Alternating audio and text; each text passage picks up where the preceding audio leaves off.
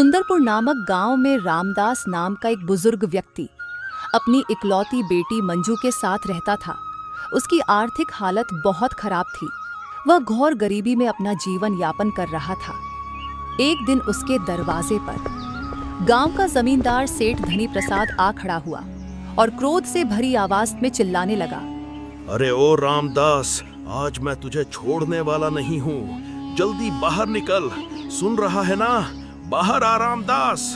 जमींदार की धमकी सुनकर रामदास घबराते हुए बाहर की ओर चल पड़ा। जमींदार साहब, यूं मेरे आंगन में खड़े होकर मुझे बेइज्जत न करें। घर में मेरी जवान बेटी है, थोड़ी तो रहम और लिहाज कीजिए। अरे ओ रामदास, तुझे उधार दिए हुए सालों बीत गए हैं, लेकिन तूने आज तक एक पाई भी वापस नहीं की। आज मुझे मेरा सारा पैसा चाहिए, नहीं तो मैं तुम सबको धक्के मारकर इस घर से बाहर निकाल दूंगा। जमींदार साहब, दया कीजिए, बस 2 दिन की और मोहलत दे दीजिए। कल मेरा बेटा शहर से लौटने वाला है। जैसे ही वो आएगा, मैं सबसे पहले उसे आपके पास भेजूंगा और आपके सारे पैसे चुका दिए जाएंगे। आपने इतने साल सब्र किया है, क्या 2 दिन और नहीं रुक सकते? मैं हाथ जोड़कर विनती करता हूँ, मेरी मजबूरी को समझिए जमींदार साहब। कान खोलकर सुन ले, मैं तुझे 2 दिन की और मोहलत देता हूँ। अगर 2 दिन में मेरे पैसे मुझे नहीं मिले तो तुम्हारा सारा सामान बाहर फेंक दूंगा और तुम्हें भी इस गांव से बाहर निकलवा दूंगा। ऐसा बोलकर जमींदार वहां से चला गया। उसके जाते ही मंजू अपने पिताजी से बोली, पिताजी, भैया 2 दिन में आ जाएंगे ना? अगर इस बार भी वो नहीं आए तो जमींदार हमें सच में गांव से निकलवा देगा। आज आपने देखा ना, वो कितने गुस्से में था। मुझे बहुत डर लग रहा है पिताजी। घबराओ मत बेटी, संजू ने कहा है कि वो जरूर आएगा और उसने पैसे का इंतजाम भी कर लिया है। उसके लौटते ही जमींदार का सारा हिसाब चुकता कर दूंगा, फिर हमें किसी से डरने की जरूरत नहीं होगी। 2 दिन यूं ही उम्मीद और चिंता में बीत गए। दोनों बाप बेटी संजू की राह तकते रहे। तभी एक आदमी रामदास के घर आकर बोलता है, अरे रामदास, गजब हो गया। जिस कारखाने में तुम्हारा बेटा संजू काम करता था, वहां भयंकर आग लग गई है। अंदर मौजूद सारे मजदूर बुरी तरह जल गए हैं। सुनने में आया है कि कोई भी नहीं बच पाया और संजू भी वहीं था। ये खबर सुनते ही रामदास के पैरों तले जमीन खिसक गई, मानो उनके जीवन पर एक और दुखों का पहाड़ टूट पड़ा हो। बाप बेटी बिलक बिलक कर रोने लगते हैं। हे भगवान, क्या हमारे दुख अभी कम थे जो तूने एक और इतना बड़ा झटका दे दिया? अब हमारा क्या होगा? मैं और मेरी बेटी कैसे जिएंगे अब?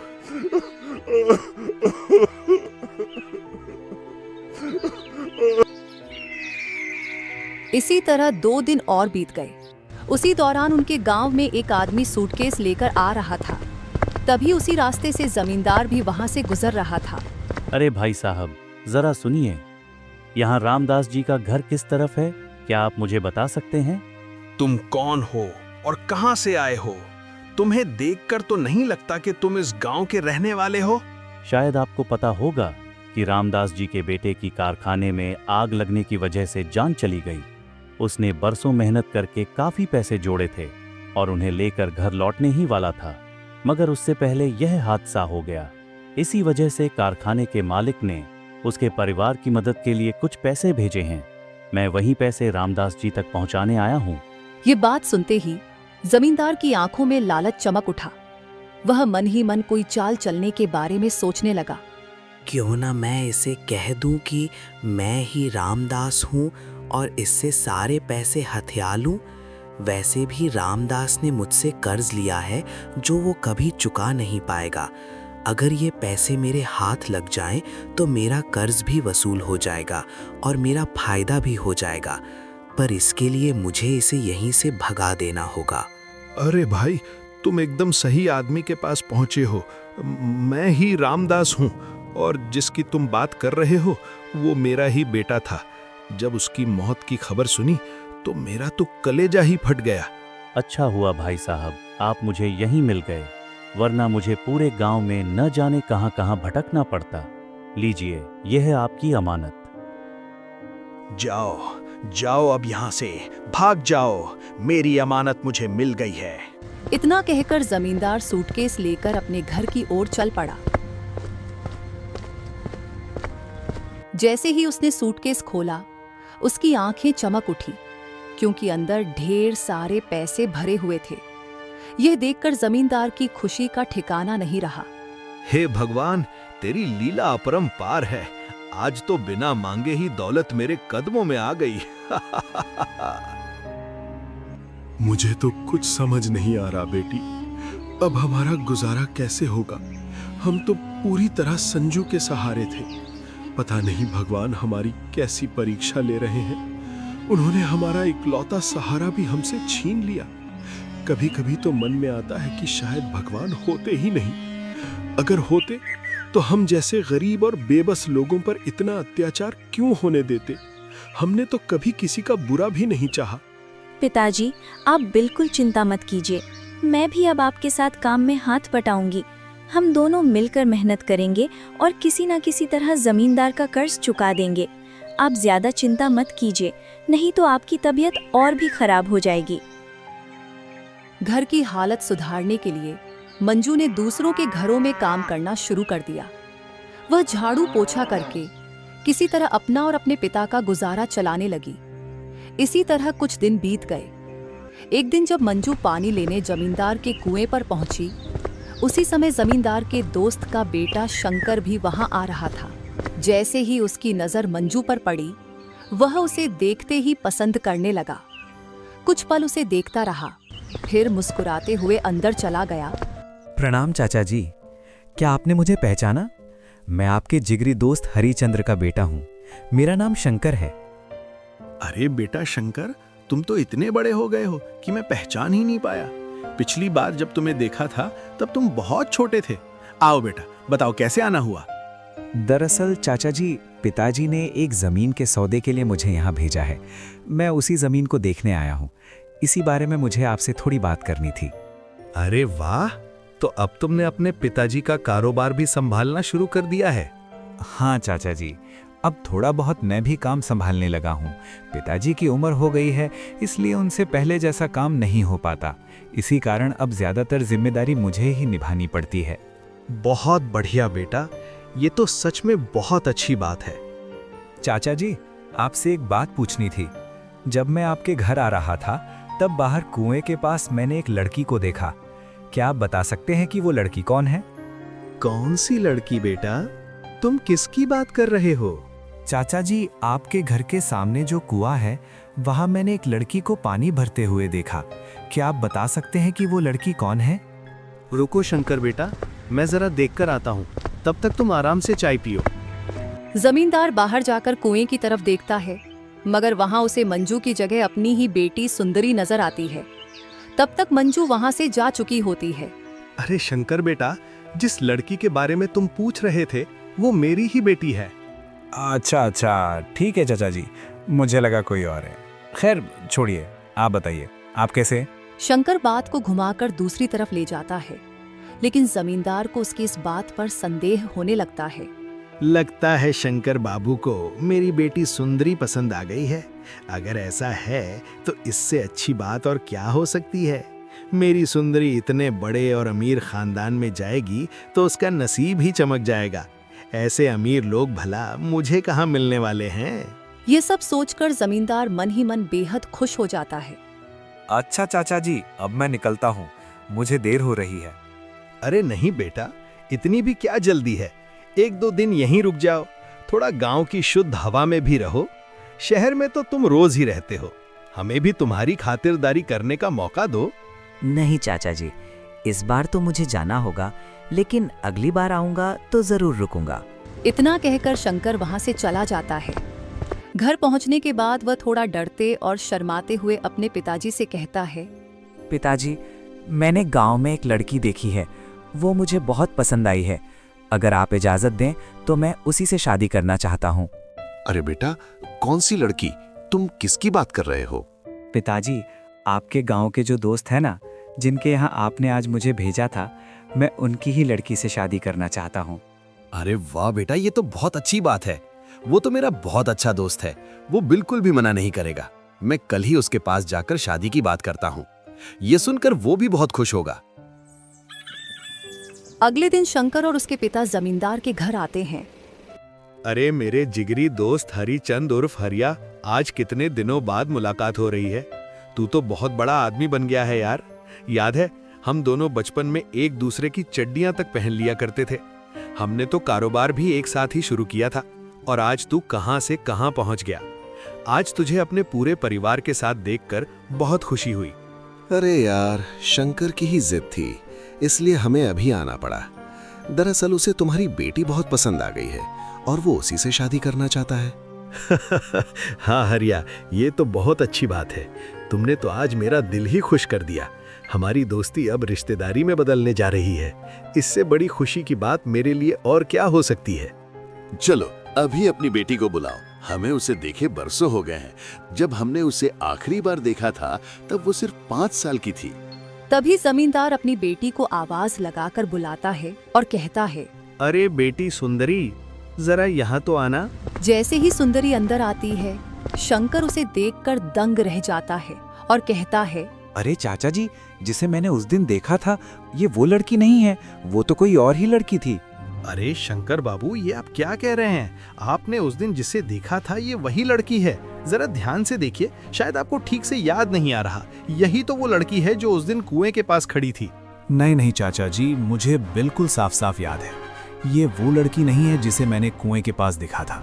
इतना सुनकर जमींदार गहरी सोच में पड़ जाता है। कहीं ऐसा तो नहीं कि शंकर बाबू ने उस फटीचर रामदास की बेटी मंजू को देख लिया हो? उस दिन वही तो थोड़ी देर पहले कुएं पर पानी भरने आई थी। शायद शंकर बाबू उसी की बात कर रहे हों। नहीं, मैं ऐसा बिल्कुल नहीं होने दूंगा। मुझे कुछ भी करके रामदास और उसकी बेटी को गांव से भगाना ही होगा, इससे पहले कि शंकर बाबू गांव में जाकर उसे ढूंढ लें। ठीक है शंकर बेटा, अगर ऐसी बात है तो मैं खुद उस लड़की को तुम्हारे लिए ढूंढ कर लाऊंगा। तुम बिल्कुल चिंता मत करो। अरे शंकर, ये तुम कैसी बातें कर रहे हो? हम तो तुम्हारे कहने पर ही यहाँ आए थे। तुमने ही कहा था कि तुम्हें इनकी बेटी पसंद है। सच बताऊं तो मुझे भी सुंदरी बहुत अच्छी लगी है। अब तुम किस लड़की की बात कर रहे हो, ये मेरी समझ से बाहर है। हमें तो यही लड़की ठीक लगती है और मैं चाहता हूं कि तुम्हारा रिश्ता मेरे दोस्त के घर में ही हो। नहीं पिताजी, मैं सुंदरी से शादी बिल्कुल नहीं करूंगा। सुंदरी में आखिर कमी ही क्या है? वो बहुत समझदार, संस्कारी और भली लड़की है। लेकिन पिताजी, मैं तो उसी लड़की से शादी करना चाहता हूँ जिसे मैंने उस दिन कुएं के पास देखा था। अच्छा दोस्त, अब हमें चलना चाहिए। अगर हमारी वजह से तुम्हें कोई तकलीफ हुई हो तो हमें माफ कर देना। अरे नहीं हरिया, इसमें तकलीफ की कोई बात नहीं है। शायद मुझसे ही सुनने या समझने में गलती हो गई होगी। फिर भी मैं कोशिश करूंगा कि उस लड़की को जल्द से जल्द ढूंढ निकालूं। फिर हरिचंद्र और शंकर अपने घर वापस लौट जाते हैं। घर पहुंचकर हरिचंद्र अपने बेटे शंकर से कहता है, अरे शंकर, तुमसे इतनी बड़ी गलती कैसे हो गई? पता नहीं मेरे दोस्त को कितना बुरा लगा होगा। लेकिन पिताजी, जिस लड़की को मैंने उस दिन देखा था वो आपके दोस्त की बेटी नहीं है, वो कोई और थी। और पिताजी, मैं किसी भी लड़की से यूं ही शादी नहीं कर सकता। मैं तो उसी लड़की से शादी करना चाहता हूं जिसे मैंने उस दिन कुएं के पास देखा था। शंकर, बात समझो। तुमने आज मेरे दोस्त का अपमान किया है और तुम किस लड़की की बात कर रहे हो? तुम्हें इससे अच्छी लड़की कहीं नहीं मिलेगी। तुम्हें उसी से शादी करनी होगी। नहीं पिताजी, मैं सुंदरी से शादी बिल्कुल नहीं करूंगा। लेकिन शंकर, जिस लड़की की तुम बात कर रहे हो उसका कोई पता ठिकाना भी नहीं है। आखिर तुम उसे कहां ढूंढोगे? पिताजी, मैं कुछ भी करके उसे ढूंढ लूंगा, बस आप मुझे थोड़ा सा समय दे दीजिए। ठीक है शंकर, अगर तुम्हारी यही इच्छा है तो मैं तुम्हें 1 हफ्ते का समय देता हूं। अगर इस 1 हफ्ते में तुम उस लड़की को ढूंढ लाए तो मुझे कोई आपत्ति नहीं होगी। लेकिन अगर नहीं ढूंढ पाए तो तुम्हें सुंदरी से ही शादी करनी पड़ेगी। हाँ पिताजी, मुझे मंजूर है, जैसा आप ठीक समझें। पूरे गांव में शंकर को वही फटीचर रामदास की लड़की मिली। ये शादी मैं हरगिज नहीं होने दूंगा। कहां मेरी बेटी और कहां उस भिखारी की बेटी मंजू? उन्होंने मेरी बेटी को ठुकरा दिया। अब मैं उन्हें उसी से शादी करने पर मजबूर कर दूंगा। शंकर के वापस आने से पहले ही रामदास को इस गांव से निकलवा दूंगा। अरे हाँ, उसके बेटे के जो पैसे आए थे वे तो अभी भी मेरे पास ही हैं। अब मैं उससे कर्ज के पैसे वापस मांगूंगा।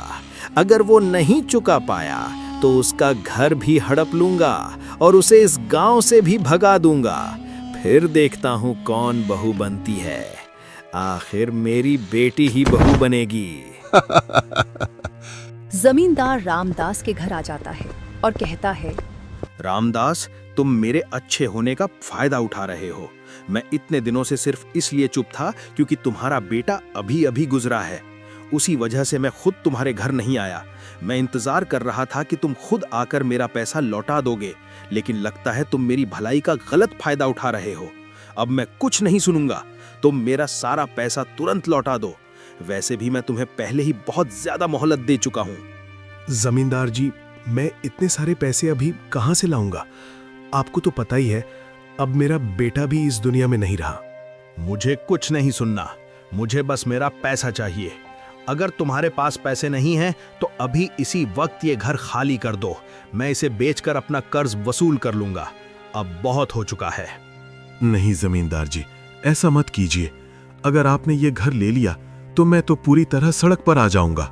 मैं इतने दिनों से तुम पर तरस खाकर चुप बैठा था। इसका मतलब ये नहीं कि तुम मेरे सिर पर चढ़ जाओ। अब मैं कुछ नहीं सुनना चाहता। अभी के अभी ये घर खाली करो और यहाँ से निकल जाओ, वरना मैं अपने लोगों को बुलाकर तुम्हें धक्के मारकर बाहर निकलवा दूंगा। पिताजी, अब हम खुद को झूठी तसल्ली नहीं दे सकते। यूं लकड़ियां बेचकर और दूसरों के घरों में काम करके हम जमींदार का कर्ज कभी नहीं चुका पाएंगे। इसलिए बेहतर यही होगा कि हम ये घर छोड़कर कहीं और चले जाएं।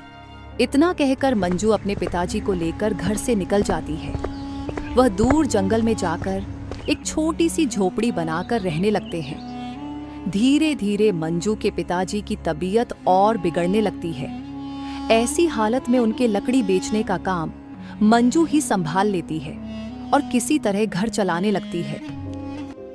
मैं सच में बहुत खुशकिस्मत हूँ कि मुझे तुम्हारे जैसी बेटी मिली, लेकिन ये सोचकर दुख होता है कि मेरी वजह से तुम्हें इतनी मुश्किलों का सामना करना पड़ रहा है। पिताजी, आप ऐसा मत कहिए। मुझे आपकी सेवा के लिए कोई मुश्किल नहीं उठानी पड़ रही। आपकी सेवा करना तो मेरा कर्तव्य है। पिताजी, मैंने खाना बनाकर रख दिया है, आप समय पर खाना खा लेना। मैं लकड़ियाँ तोड़ने जा रही हूँ, जल्दी लौट आऊंगी। इतना कहकर मंजू जंगल में लकड़ियाँ काटने चली जाती है। देखते ही देखते सुबह से शाम हो जाती है, लेकिन मंजू अब तक जंगल से वापस नहीं लौटती। ये बात सोचकर रामदास बहुत परेशान हो जाता है। मंजू को अब तक वापस आ जाना चाहिए था, लेकिन वो अभी तक नहीं लौटी। कहीं वो किसी मुसीबत में तो नहीं फंस गई? नहीं, मुझे अभी जाकर अपनी बेटी को ढूंढना होगा। मैं यहाँ ऐसे हाथ पर हाथ रखकर नहीं बैठ सकता। इतना कहकर रामदास मंजू को ढूंढने के लिए जंगल की ओर निकल पड़ता है, लेकिन रास्ते में ही उसकी तबीयत अचानक बिगड़ जाती है और वह चक्कर खाकर जमीन पर गिर पड़ता है। इधर मंजू घर पहुंच जाती है। उसी समय शंकर भी मंजू को ढूंढते ढूंढते वहां पहुंचता है और देखता है कि एक बूढ़ा आदमी जमीन पर बेहोश पड़ा है। वह जल्दी से उसके पास जाता है और कहता है, बाबा, बाबा आंखें खोलिए, आप ठीक तो है ना? इतना कहकर वह रामदास को उठाता है और किसी तरह सहारा देकर एक पेड़ के नीचे बिठा देता है। फिर उससे कहता है, अरे बाबा, आप इस जंगल में क्या कर रहे हैं? आपकी तबीयत भी ठीक नहीं लग रही। अरे बेटा, क्या बताऊं, मैं अपनी बेटी मंजू को ढूंढने के लिए जंगल में आया था। वो लकड़ियां तोड़ने गई थी, पर अब तक घर नहीं लौटी। शायद उसी चिंता में मुझे अचानक चक्कर आ गया। कोई बात नहीं बाबा, आप चिंता मत कीजिए। बस मुझे अपने घर का पता बता दीजिए, मैं आपको सुरक्षित घर पहुंचा देता हूं। तभी शंकर रामदास को सहारा देकर उसके घर ले जाता है। जैसे ही उसकी नजर मंजू पर पड़ती है, वह एक पल के लिए हैरान रह जाता है और उसके चेहरे पर खुशी झलकने लगती है। पिताजी, आप ठीक तो है ना? आप कहाँ चले गए थे? बेटा, मैं तो ठीक हूँ। मैं तुम्हें ढूंढने बाहर गया था, लेकिन रास्ते में मुझे अचानक चक्कर आ गए और मैं गिर पड़ा। तभी इन्होंने मेरी मदद की और मुझे सहारा देकर घर तक ले आए। अगर ये वहां नहीं मिलते तो पता नहीं मेरे साथ क्या हो जाता। आपका दिल से बहुत बहुत धन्यवाद। आपने मेरे पिताजी की मदद की, इसके लिए मैं हमेशा आपकी शुक्रगुजार रहूंगी। बाबा, आप गांव से दूर इस जंगल में इस छोटी सी झोपड़ी में क्यों रह रहे हैं?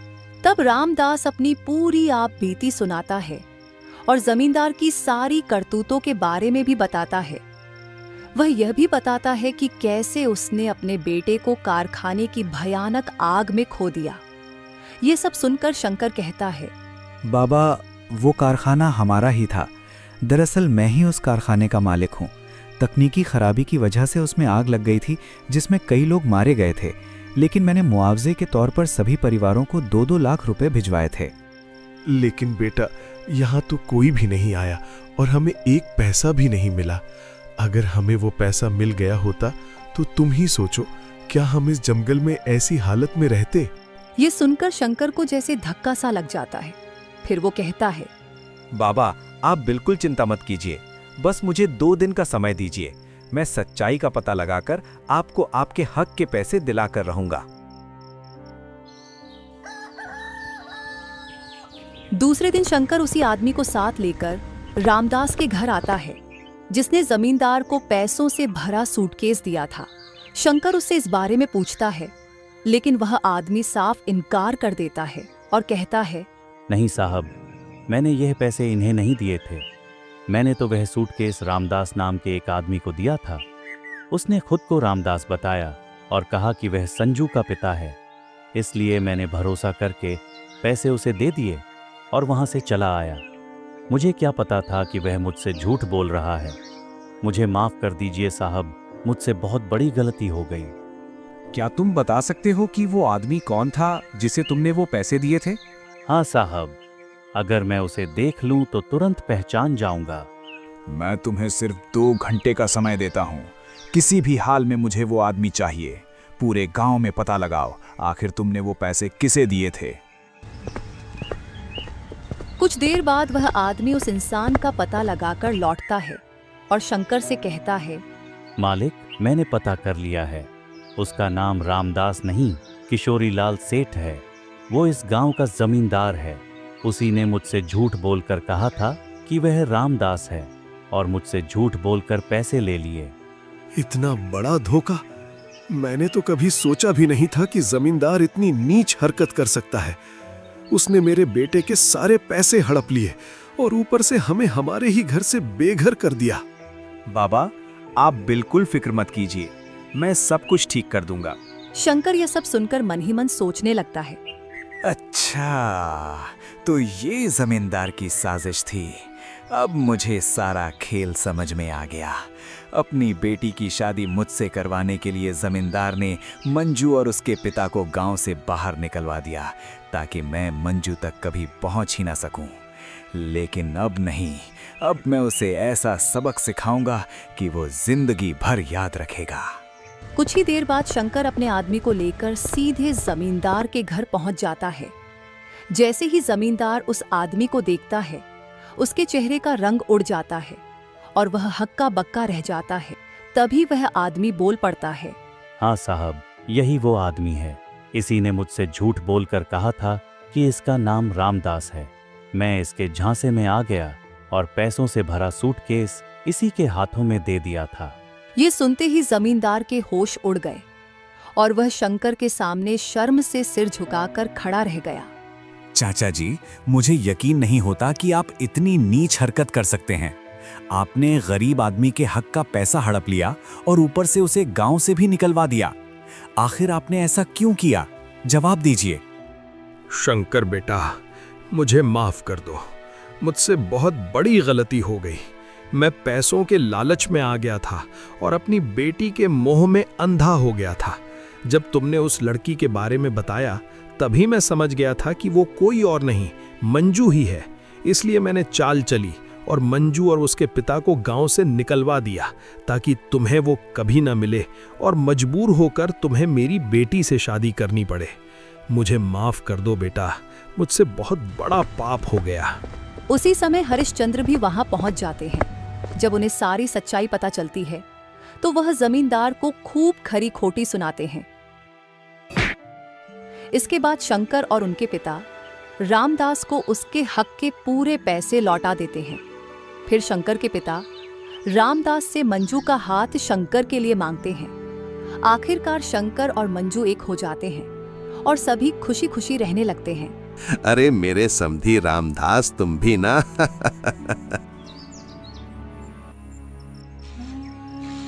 मंजू, तूने मेरा प्यार शंकर मुझसे छीन लिया, लेकिन याद रखना, मैं चुप बैठने वालों में से नहीं हूँ।